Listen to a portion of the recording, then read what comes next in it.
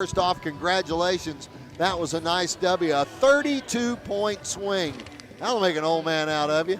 Yeah, incredible performance. I just told those guys in the locker room that we subbed in 5 guys when it was 16-2, and they bailed out, absolutely bailed out, and settled us in that first group.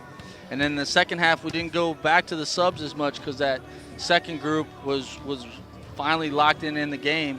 And when you hold a team to 5 made field goals, I'm not counting the one where we took a shot clock violation and they hit a half-court shot with 1 second left. Right. You hold the team to 5 made field goals in the second half. You're doing something right defensively. Obviously, you need them to miss some shots, but we did a really nice job. Everyone that played did a really nice job sitting down and guarding, and that's how you eliminate a lead. Obviously, we started getting stops after they started shooting 60% for the game, and then I bet they shot 25% for the rest of the game. If they were lucky. Coach, you had some guys that stepped up. Stewart big in the second half, no double-doubles, but the rebounding advantage, that was pretty big too because Leinart was having a pretty good week down there for Oklahoma Christian. Yeah, it's so hard. I talk about it all the time. Sometimes rebound numbers are skewed.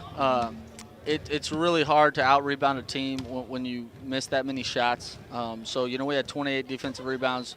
We didn't create as many offensive rebounds as we liked, so they beat us in one category, but we got a lot of defensive rebounds because we created a lot of tough shots and a lot of misses, and we were able to go get them. But really nice job. I thought we played with such great patience against that zone. We weren't in a rush like we were to start the game. Guys were just operating under control at their pace, and that's why you ended up getting, advantages. That's why we got to the foul line so much. We made some great plays and passes out of the post that created a lot of our threes.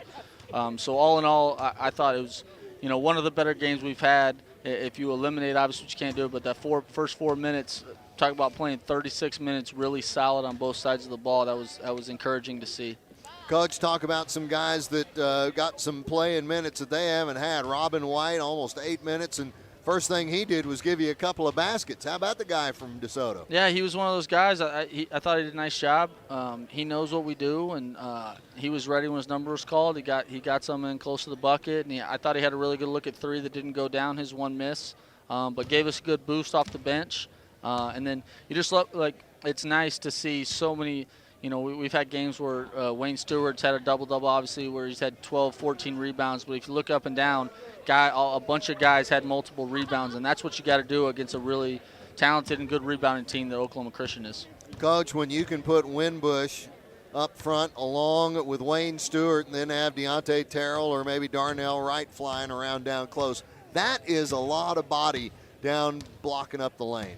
Yeah, and a lot of length, a lot of athletic ability to go up, and that causes problems and fouls for them because they can go up over the blocks, over the verticality, and still get a look at the rim.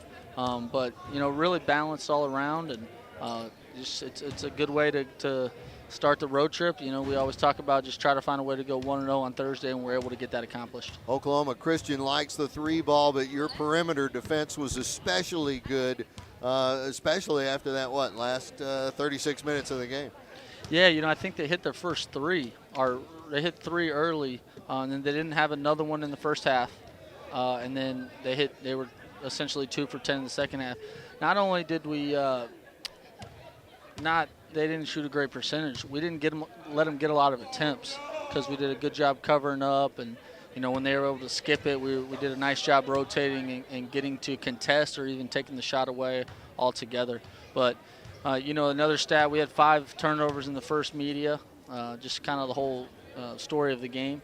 You have 5 turnovers in the first 4 minutes, and then you have 5 for the rest of the game, and I believe 2 in the second half, 2 or 3. So, really solid all the way around, offense, defense, just was solid. You don't have to do anything special. You got to be solid. And we got some breaks. I feel like they missed a bunch of foul shots right in that chance when they were getting to the foul line. They missed foul shots that let us go from 10 to 12 to 14 instead of it going to 8 and 6 and so on and so forth. So, you need the ball to bounce your way a little bit, which it did, I think, for us at the foul line for them. But give a lot of credit to our guys for and not panicking. When you go down 16-2 on the road, it's easy to continue to try to do stuff that you're not accustomed to instead of just going one possession at a time to get back into the game. Very good. Coach, the mood in the locker room after this one had to be far more upbeat, probably a better atmosphere than you've had in a few weeks. Yeah, no, it felt good. You know, trust me, I'll take any win any way you can get it, ugly, otherwise, I don't care. I just want to have one more point than they do. But your guys do feel better when you play solid and multiple guys contribute and you're solid with the basketball. You guard at a high, like you do everything that you do in practice, and they see that happen and they see the success where you really put the game away with about 6 minutes. Essentially, I think it was a 16-point lead we had at one point right there with 6 minutes left. So that feels good. Guys feel good about that. Hopefully it helps them not necessarily buy in, but like trust in what they're doing, have confidence in what they're doing. That makes us successful. And we always talk about it. It's a good start to what I called March basketball today, even though we're still in February for this game. This is March basketball. We got it all right in front of us, and it's a good start to that idea. All right, Coach, it's great to come up here and get the W. I know you guys are happy.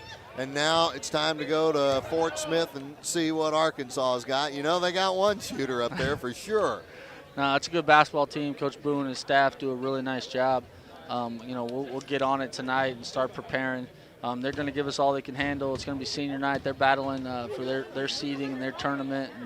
And so it's not going to be easy. Hopefully we can carry some of the things over that we did well tonight and continue that Saturday at 4.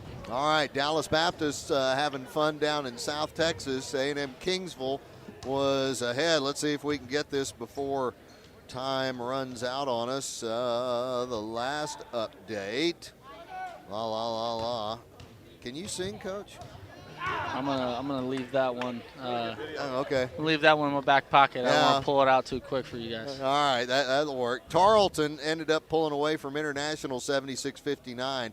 Dallas Baptist still trailing A&M Kingsville 61-56 down in Kingsville. So, they're finding out, Coach Flick and company finding out what fun hog heaven can be like. It's tough, man. Every game's tough. We got to worry about us and play who we got to play and get prepared and just try to give ourselves a chance. All right, Coach. Be fun talking on Saturday. We'll see what shakes out after tonight and what's coming up because it's March. Even if it's February, it's March. Absolutely. Go Lions. Jaret von Rosenberg, head coach of the Big Cats. Congratulations. We'll see you in a couple of days in Arkansas. Thank you.